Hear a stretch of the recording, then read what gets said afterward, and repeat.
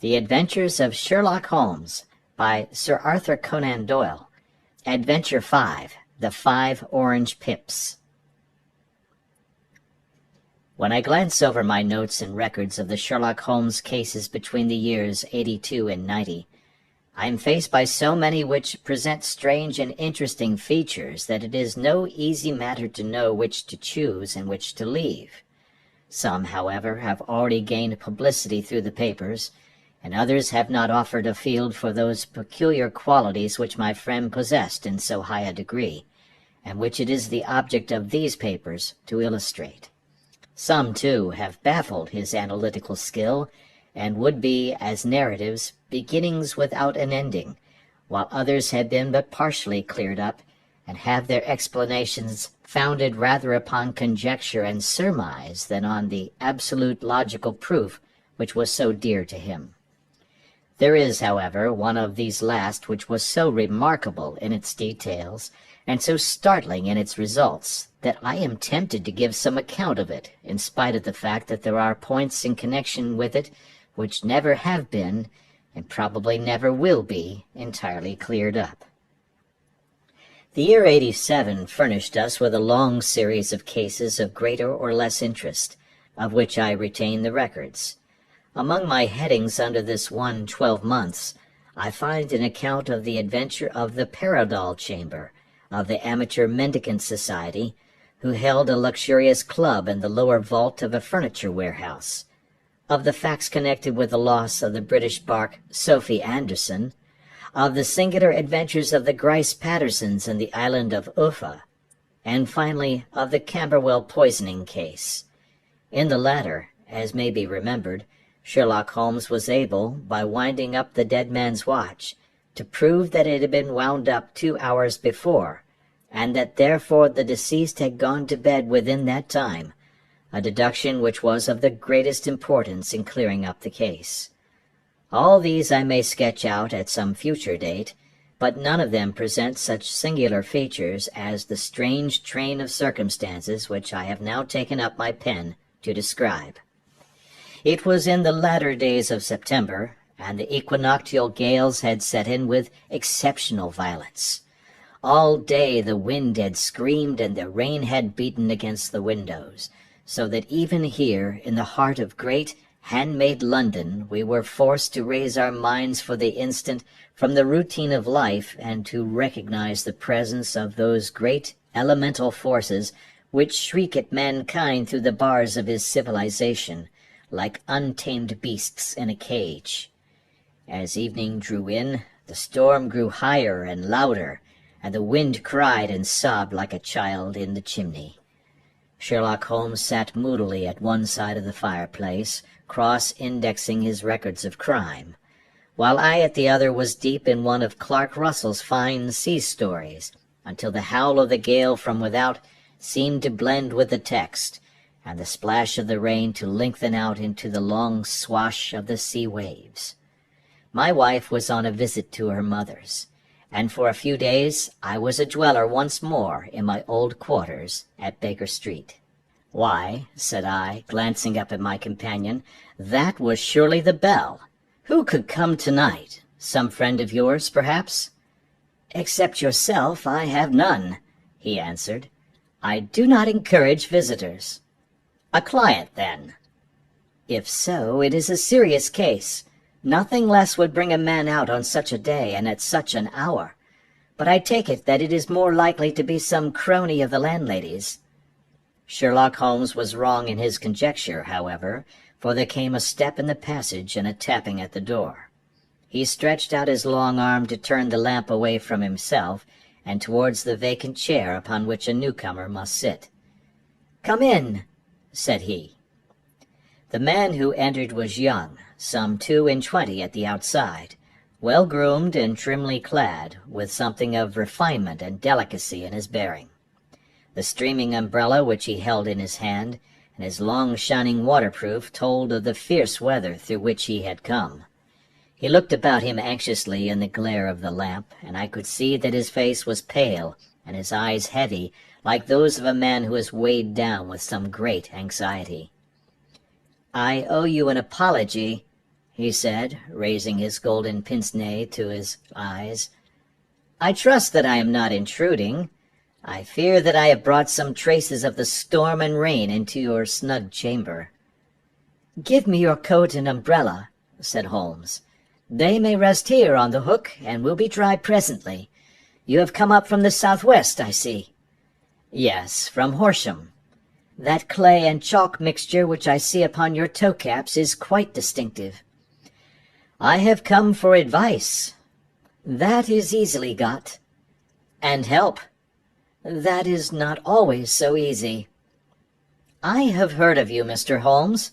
I heard from Major Prendergast how you saved him in the Tankerville Club scandal." "Ah, of course. He was wrongfully accused of cheating at cards." "He said that you could solve anything."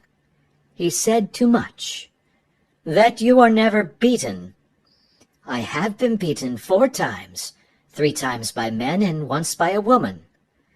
"But what is that compared with the number of your successes?" "It is true that I have been generally successful." "Then you may be so with me." "I beg that you will draw your chair up to the fire and favor me with some details as to your case." "It is no ordinary one." "None of those which come to me are.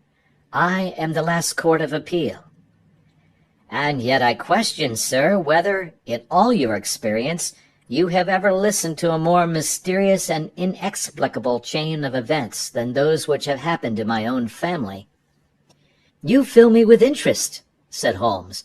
"Pray give us the essential facts from the commencement, and I can afterwards question you as to those details which seem to me to be most important." The young man pulled his chair up and pushed his wet feet out towards the blaze. "My name," said he, "is John Openshaw, but my own affairs have, as far as I can understand, little to do with this awful business.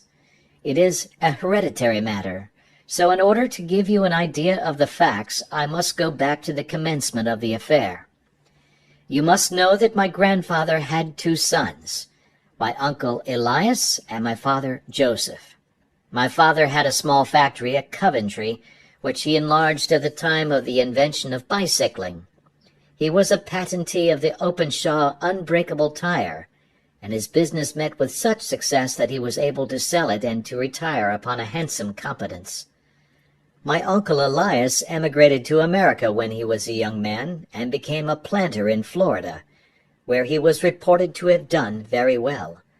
At the time of the war he fought in Jackson's army, and afterwards under Hood, where he rose to be a colonel. When Lee laid down his arms, my uncle returned to his plantation, where he remained for 3 or 4 years. About 1869 or 1870, he came back to Europe and took a small estate in Sussex, near Horsham. He had made a very considerable fortune in the States, and his reason for leaving them was his aversion to the Negroes, and his dislike of the Republican policy in extending the franchise to them. He was a singular man, fierce and quick-tempered, very foul-mouthed when he was angry, and of a most retiring disposition. During all the years that he lived at Horsham, I doubt if ever he set foot in the town. He had a garden and 2 or 3 fields round his house, and there he would take his exercise, though very often for weeks on end he would never leave his room. He drank a great deal of brandy and smoked very heavily, but he would see no society and did not want any friends, not even his own brother. He didn't mind me. In fact, he took a fancy to me, for at the time when he saw me first I was a youngster of 12 or so. This would be in the year 1878, after he had been 8 or 9 years in England. He begged my father to let me live with him, and he was very kind to me in his way. When he was sober, he used to be fond of playing backgammon and draughts with me, and he would make me his representative both with the servants and with the tradespeople, so that by the time that I was 16 I was quite master of the house. I kept all the keys and could go where I liked and do what I liked, so long that I did not disturb him in his privacy. There was one singular exception, however, for he had a single room, a lumber room up among the attics, which was invariably locked, and which he would never permit either me or anyone else to enter. With a boy's curiosity, I have peeped through the keyhole, but I was never able to see more than such a collection of old trunks and bundles as would be expected in such a room. One day, it was in March 1883, a letter with a foreign stamp lay upon the table in front of the colonel's plate. It was not a common thing for him to receive letters, for his bills were all paid in ready money, and he had no friends of any sort. "From India," said he as he took it up. "Pondicherry postmark. What can this be?" Opening it hurriedly, out there jumped 5 little dried orange pips, which pattered down upon his plate. I began to laugh at this, but the laugh was struck from my lips at the sight of his face. His lip had fallen, his eyes were protruding, his skin the color of putty, and he glared at the envelope which he still held in his trembling hand. "K, K, K!" he shrieked, and then, my God, my sins have overtaken me." "What is it, uncle?" I cried. "Death," said he, and rising from the table he retired to his room, leaving me palpitating with horror. I took up the envelope and saw scrawled in red ink upon the inner flap, just above the gum, the letter K 3 times repeated. There was nothing else save the 5 dried pips. What could be the reason of his overpowering terror? I left the breakfast table, and as I ascended the stair I met him coming down with an old rusty key, which must have belonged to the attic, in one hand, and a small brass box, like a cash box, in the other. "They may do what they like, but I'll checkmate them still," said he with an oath. "Tell Mary that I shall want a fire in my room today, and send down to Fordham the Horsham lawyer." I did as he ordered, and when the lawyer arrived I was asked to step up to the room. The fire was burning brightly, and in the grate there was a mass of black fluffy ashes as of burned paper, while the brass box stood open and empty beside it. As I glanced at the box I noticed, with a start, that upon the lid was printed the treble K which I had read in the morning upon the envelope. "I wish you, John," said my uncle, "to witness my will. I leave my estate, with all its advantages and all its disadvantages, to my brother, your father, whence it will, no doubt, descend to you. If you can enjoy it in peace, well and good. If you find you cannot, take my advice, my boy, and leave it to your deadliest enemy. I am sorry to give you such a 2-edged thing, but I can't say what turn things are going to take. Kindly sign the paper where Mr. Fordham shows you."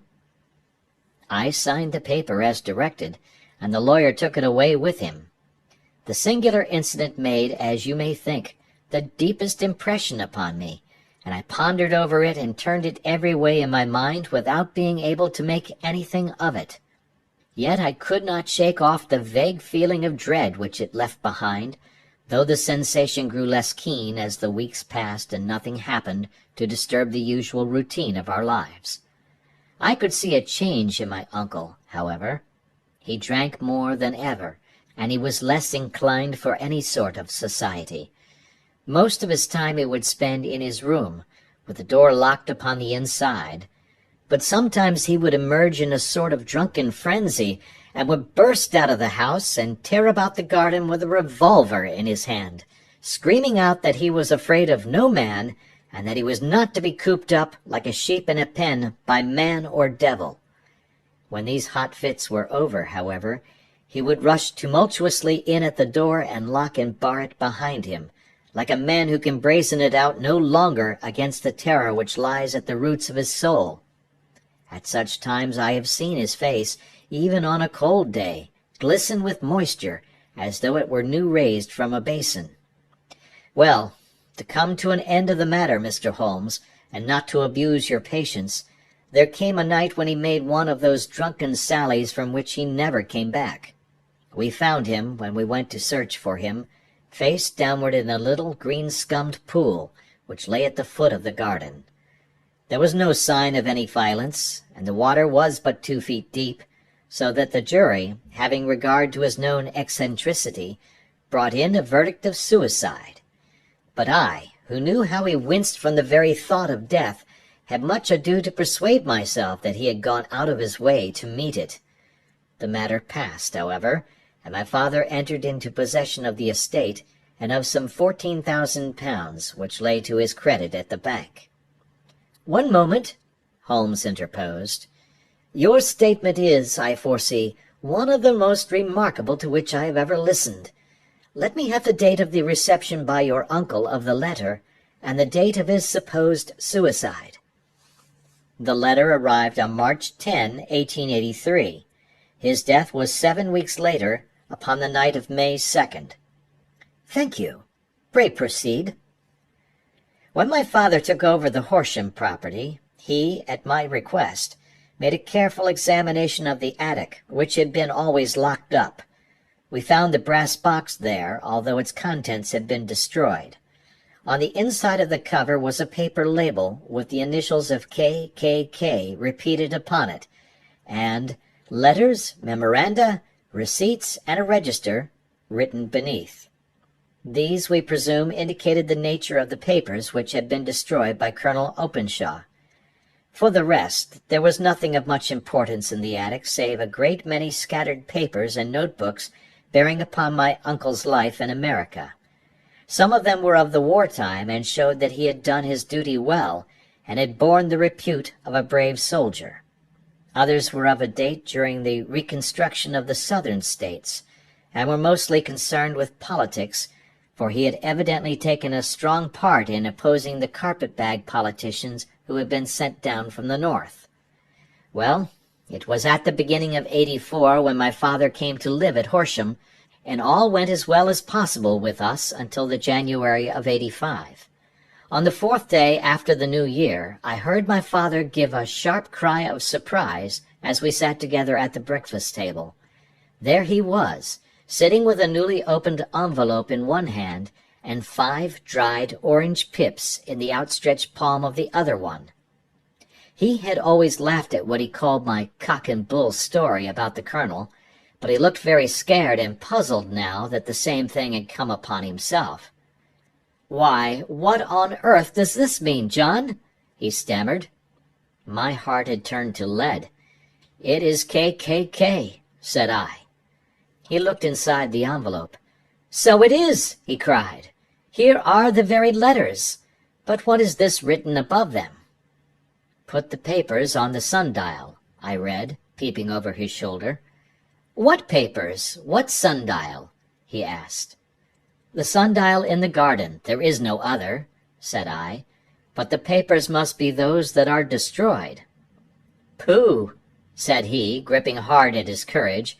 "We are in a civilized land here, and we can't have tomfoolery of this kind. Where does the thing come from?" "From Dundee," I answered, glancing at the postmark. "Some preposterous practical joke," said he. "What have I to do with sundials and papers? I shall take no notice of such nonsense." "I should certainly speak to the police," I said. "And to be laughed at for my pains. Nothing of the sort." "Then let me do so?" "No, I forbid you. I won't have a fuss made about such nonsense." It was in vain to argue with him, for he was a very obstinate man. I went about, however, with a heart which was full of forebodings. On the 3rd day after the coming of the letter, my father went from home to visit an old friend of his, Major Freebody, who is in command of one of the forts upon Portsdown Hill. I was glad that he should go up, for it seemed to me that he was farther from danger when he was away from home. In that, however, I was in error. Upon the 2nd day of his absence, I received a telegram from the Major, imploring me to come at once. My father had fallen over one of the deep chalk pits which abound in the neighborhood, and was lying senseless with a shattered skull. I hurried to him, but he passed away without having ever recovered his consciousness. He had, as it appears, been returning from Fareham in the twilight, and as the country was unknown to him, and the chalk pit unfenced, the jury had no hesitation in bringing in a verdict of death from accidental causes. Carefully as I examined every fact connected with his death, I was unable to find anything which could suggest the idea of murder. There were no signs of violence, no footmarks, no robbery, no record of strangers having been seen upon the roads. And yet I need not tell you that my mind was far from at ease, and that I was well nigh certain that some foul plot had been woven round him. In this sinister way I came into my inheritance. You will ask me why I did not dispose of it? I answer, because I was well convinced that our troubles were in some way dependent upon an incident in my uncle's life, and that the danger would be as pressing in one house as in another. It was in January, '85, that my poor father met his end, and 2 years and 8 months have elapsed since then. During that time I have lived happily at Horsham, and I had begun to hope that his curse had passed away from the family, and that it had ended with the last generation. I had begun to take comfort too soon, however. Yesterday morning the blow fell in the very shape in which it had come upon my father.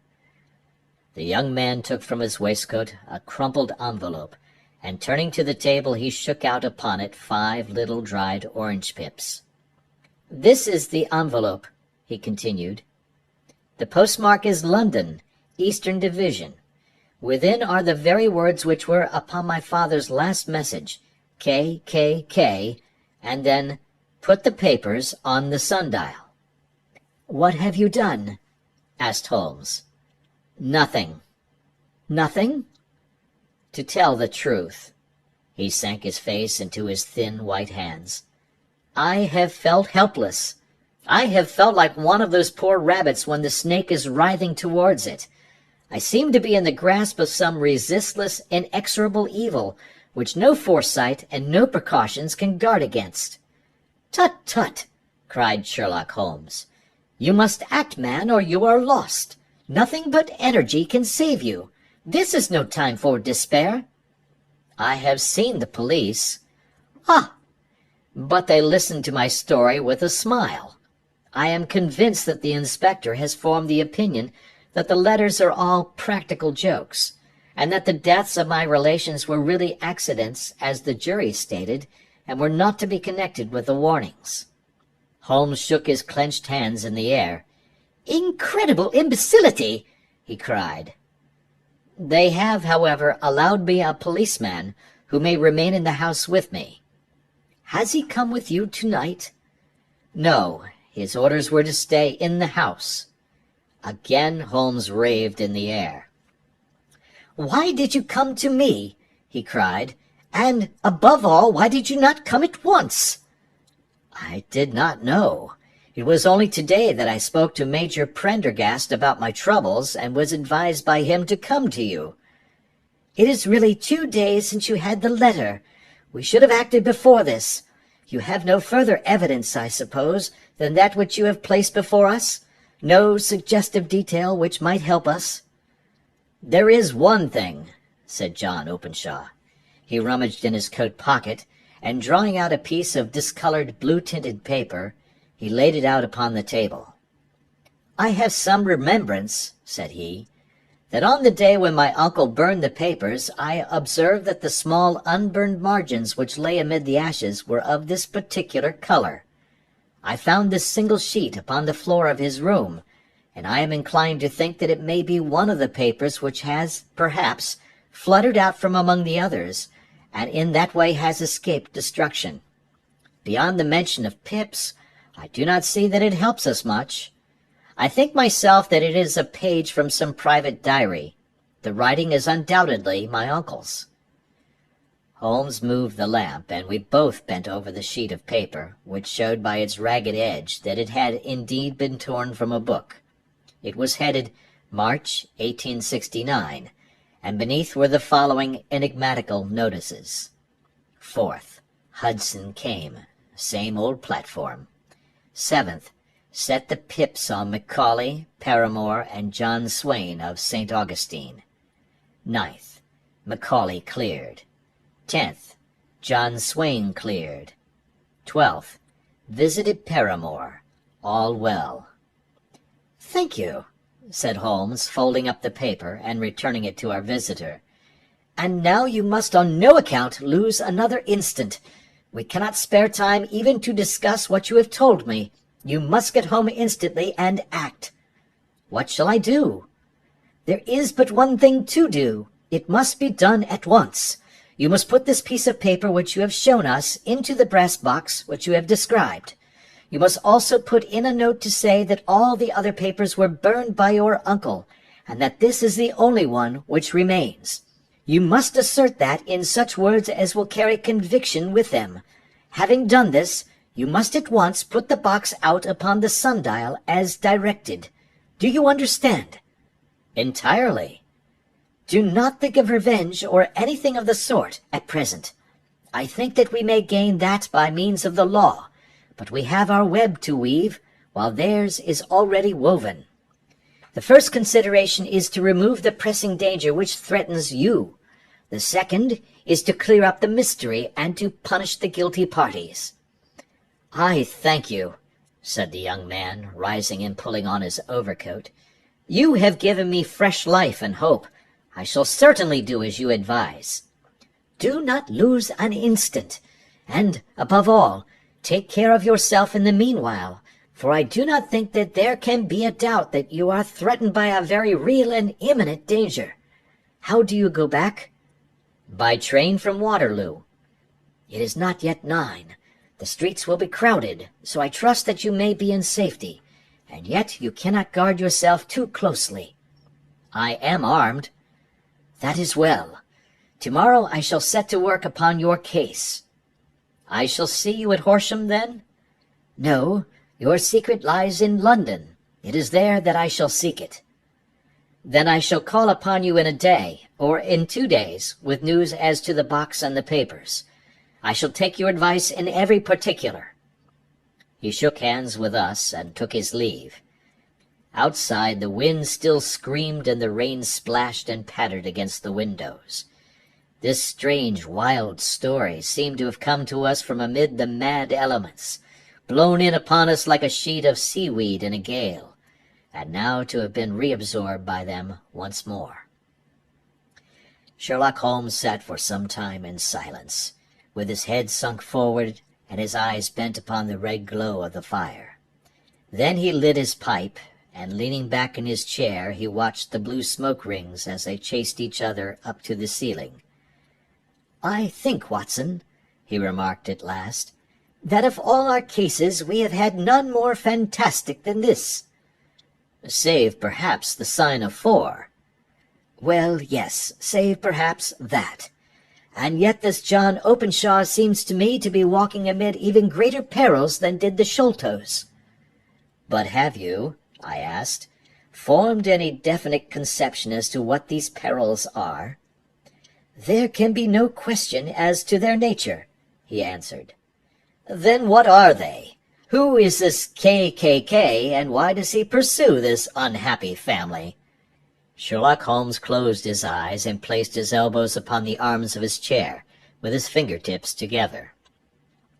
"The ideal reasoner," he remarked, "would, when he had once been shown a single fact in all its bearings, deduce from it not only all the chain of events which led up to it, but also all the results which would follow from it.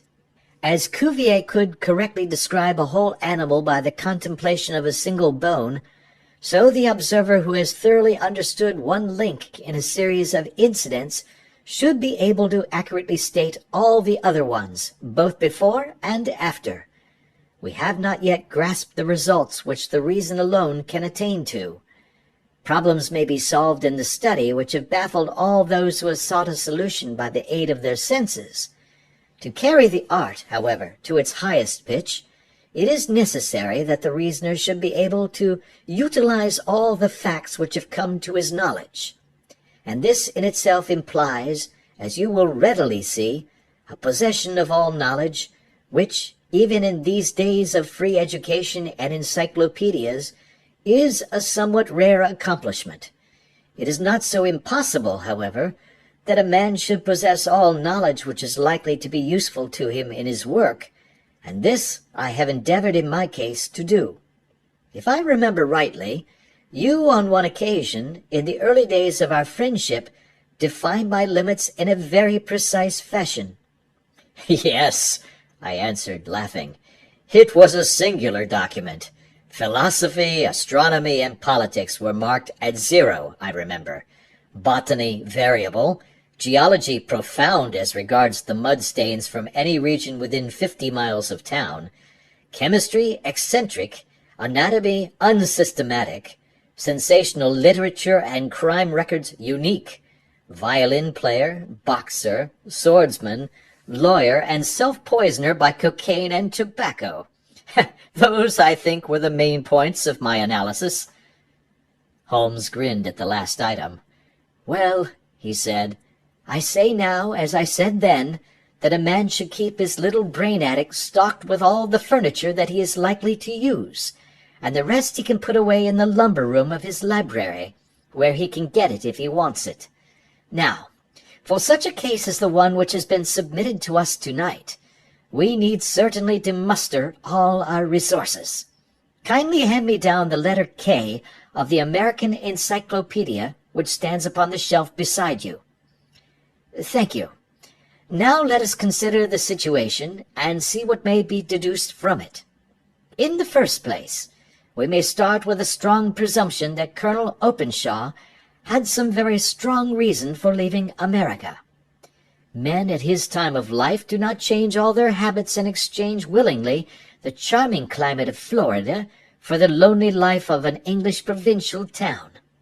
His extreme love of solitude in England suggests the idea that he was in fear of someone or something, so we may assume as a working hypothesis that it was fear of someone or something which drove him from America. As to what it was he feared, we can only deduce that by considering the formidable letters which were received by himself and his successors. Did you remark the postmarks of these letters? The first was from Pondicherry, the second from Dundee, and the third from London."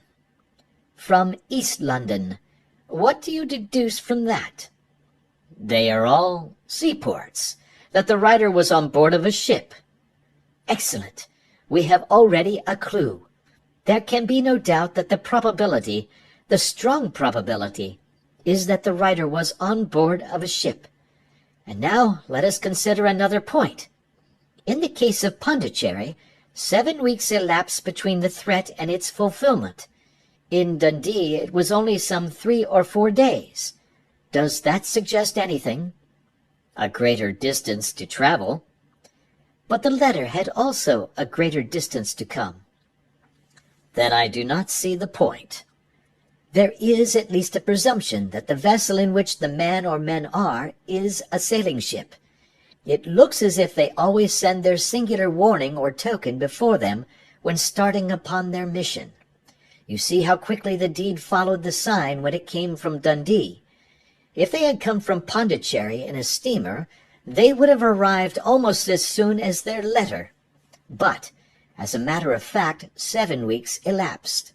I think that those 7 weeks represented the difference between the mail boat which brought the letter and the sailing vessel which brought the writer." "It is possible." "More than that, it is probable. And now you see the deadly urgency of this new case, and why I urged young Openshaw to caution. The blow has always fallen at the end of the time which it would take the senders to travel the distance. But this one comes from London, and therefore we cannot count upon delay." "Good God!" I cried. "What can it mean, this relentless persecution?" "The papers which Openshaw carried are obviously of vital importance to the person or persons in the sailing ship. I think that it is quite clear that there must be more than one of them.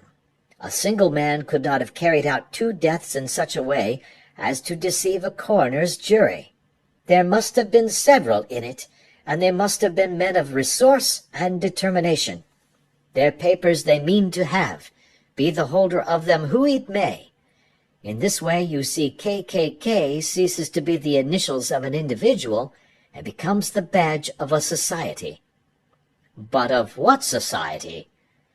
"Have you never," said Sherlock Holmes, bending forward and sinking his voice, "have you never heard of the Ku Klux Klan?" "I never have." Holmes turned over the leaves of the book upon his knee. "Here it is," said he presently. "Ku Klux Klan, a name derived from the fanciful resemblance to the sound produced by cocking a rifle. This terrible secret society was formed by some ex-Confederate soldiers in the southern states after the Civil War, and it rapidly formed local branches in different parts of the country, notably in Tennessee, Louisiana, the Carolinas, Georgia, and Florida. Its power was used for political purposes, principally for the terrorizing of the Negro voters and the murdering and driving from the country of those who were opposed to its views. Its outrages were usually preceded by a warning sent to the marked man in some fantastic but generally recognized shape, a sprig of oak leaves in some parts, melon seeds or orange pips in others. On receiving this, the victim might either openly abjure his former ways or might fly from the country. If he braved the matter out, death would unfailingly come upon him, and usually in some strange and unforeseen manner. So perfect was the organization of the society, and so systematic its methods, that there is hardly a case upon record where any man succeeded in braving it with impunity, or in which any of its outrages were traced home to the perpetrators. For some years the organization flourished in spite of the efforts of the United States government and of the better classes of the community in the South. Eventually, in the year 1869, the movement rather suddenly collapsed, although there have been sporadic outbreaks of the same sort since that date. "You will observe," said Holmes, laying down the volume, "that the sudden breaking up of the society was coincident with the disappearance of Openshaw from America with their papers. It may well have been cause and effect. It is no wonder that he and his family have some of the more implacable spirits upon their track. You can understand that this register and diary may implicate some of the first men in the South, and that there may be many who will not sleep easy at night until it is recovered. Then the page we have seen is such as we might expect. It ran, if I remember right, sent the pips to A, B, and C. That is, sent the society's warning to them. Then there are successive entries that A and B cleared, or left the country, and finally that C was visited, with, I fear, a sinister result for C. Well, I think, Doctor, that we may let some light into this dark place, and I believe that the only chance young Openshaw has in the meantime is to do what I have told him. There is nothing more to be said or to be done tonight, so hand me over my violin, and let us try to forget for half an hour the miserable weather and the still more miserable ways of our fellow men." It had cleared in the morning, and the sun was shining with a subdued brightness through the dim veil which hangs over the great city. Sherlock Holmes was already at breakfast when I came down. "You will excuse me for not waiting for you," said he. "I have, I foresee, a very busy day before me in looking into this case of young Openshaw's." "What steps will you take?" I asked. "It will very much depend upon the results of my first inquiries. I may have to go down to Horsham after all." "You will not go there first?" "No, I shall commence with the city. Just ring the bell and the maid will bring up your coffee." As I waited, I lifted the unopened newspaper from the table and glanced my eye over it. It rested upon a heading which sent a chill to my heart. "Holmes!" I cried. "You are too late." "Ah," said he, laying down his cup. "I feared as much. How was it done?" He spoke calmly, but I could see that he was deeply moved. My eye caught the name of Openshaw and the heading "Tragedy near Waterloo Bridge." Here is the account. "Between 9 and 10 last night, Police Constable Cook of the H Division, on duty near Waterloo Bridge, heard a cry for help and a splash in the water. The night, however, was extremely dark and stormy, so that, in spite of the help of several passers-by, it was quite impossible to effect a rescue. The alarm, however, was given, and by the aid of the water police, the body was eventually recovered. It proved to be that of a young gentleman whose name, as it appears from an envelope which was found in his pocket, was John Openshaw, and whose residence is near Horsham. It is conjectured that he may have been hurrying down to catch the last train from Waterloo Station, and that in his haste and the extreme darkness he missed his path and walked over the edge of one of the small landing places for river steamboats. The body exhibited no traces of violence, and there can be no doubt that the deceased had been the victim of an unfortunate accident, which should have the effect of calling the attention of the authorities to the condition of the riverside landing stages. We sat in silence for some minutes, Holmes more depressed and shaken than I had ever seen him. "That hurts my pride, Watson," he said at last. "It is a petty feeling, no doubt, but it hurts my pride.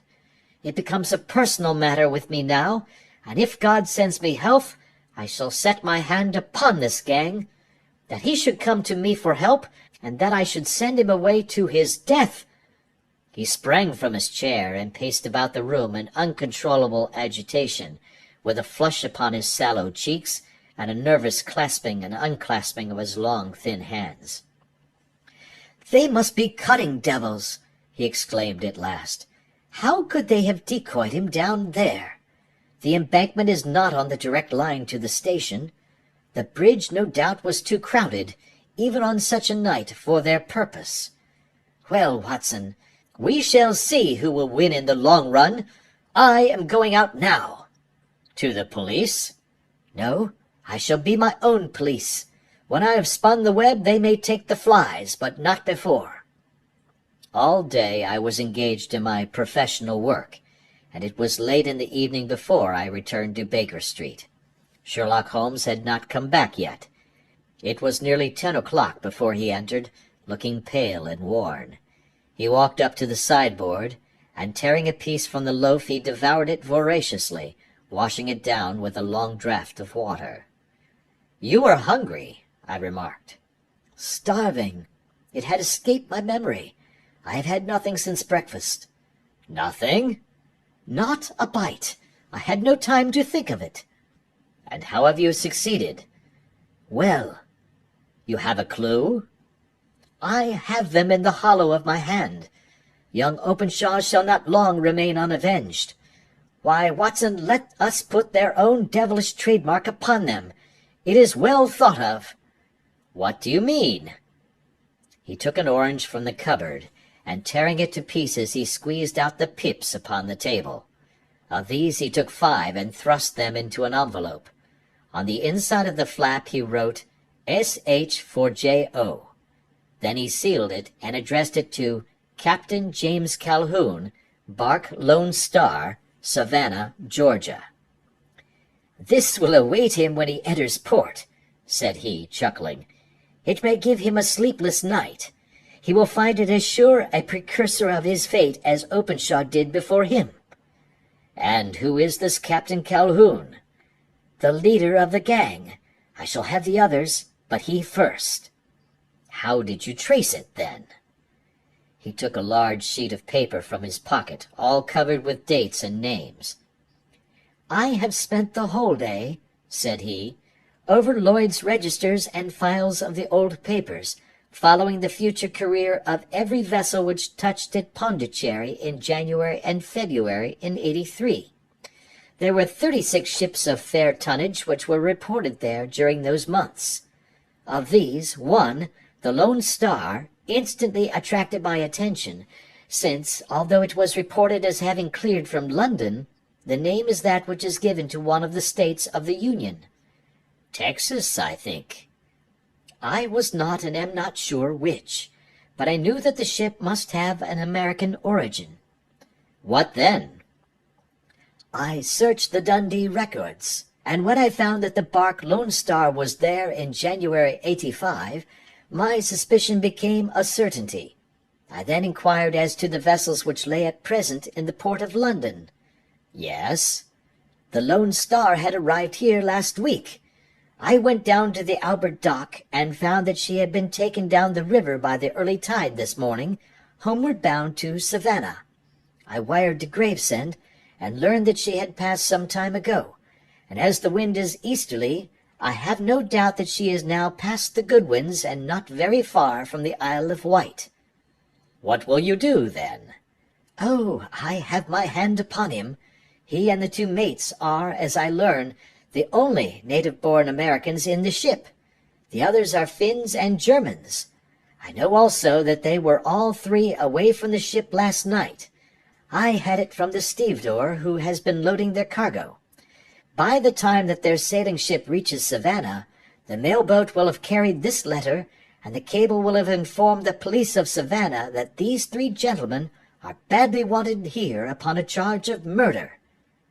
There is ever a flaw, however, in the best laid of human plans, and the murderers of John Openshaw were never to receive the orange pips which would show them that another, as cunning and as resolute as themselves, was upon their track.